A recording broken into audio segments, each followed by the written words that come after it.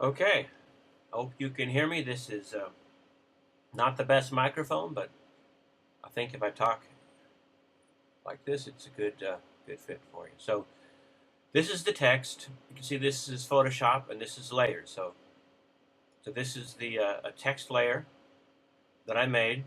So since we know that this is not filled, I'm gonna you can see that it's totally um, not filled. So I'm going to fill it now. There's a couple steps involved. So the first thing I do is I go here to the layer and click on this, and one of them is duplicate layer. So this is a text layer with text information, and I always leave one of these alone. So this is, it just automatically calls it a copy, which is fine. So this, it's important. I work on the lower one. Um, so the next step is I rasterize that, which is again, I go here on that layer and I choose, oh, my bad. You have to right click on the text area, right click, and then one of the options is rasterize type. That's rasterize type, and that turns it from text object to pixels. Now this project is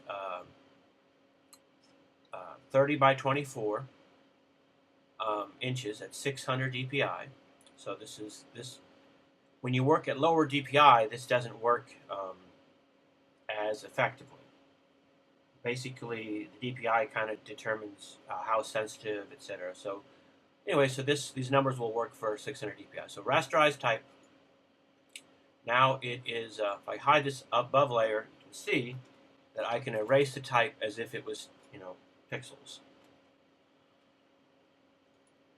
So now that it's pixels, I choose the color. Now I chose the color in his hair, so I already have this color chosen right here, and it's brown. So when I choose the in the tool palette, the fill tool. I don't see the fill tool here. It's G.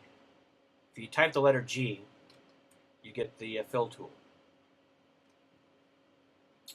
The settings in the fill tool should be tolerance 35, and you click the anti-aliased one. Okay. So contiguous also has to be selected. So this you need the number 35, and then these two have to be checked. Just these two. Don't check all there. So once that's there, I just move the cursor over and click on each individual letter. But I have to click on the white. If you click on the black accidentally, you can't see it, but it would look like that. So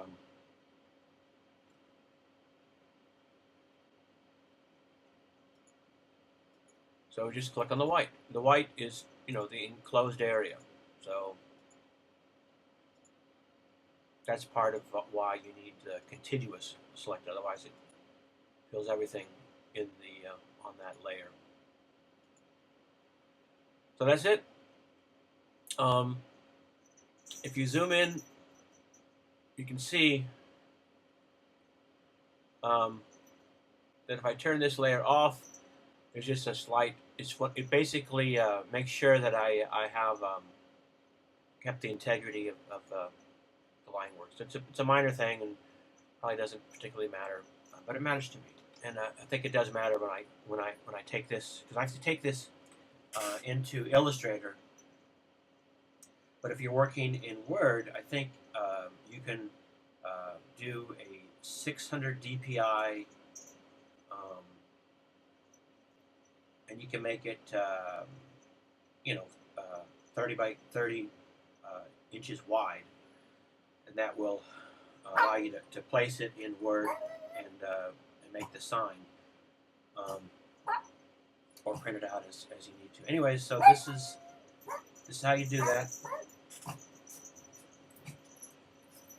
And that's my chihuahuas barking at somebody somewhere. So that's how you do it in Photoshop, and hopefully this will answer any questions you have about how to make that round. So you can't really do it that I'm aware of in Microsoft Word. You have to do it in another program. So that's how you do it in Photoshop. It's much more complicated to show you how to do it in Illustrator, and I don't do it in Illustrator anyways. I do it in Photoshop, and then I bring it into Illustrator. That's my method.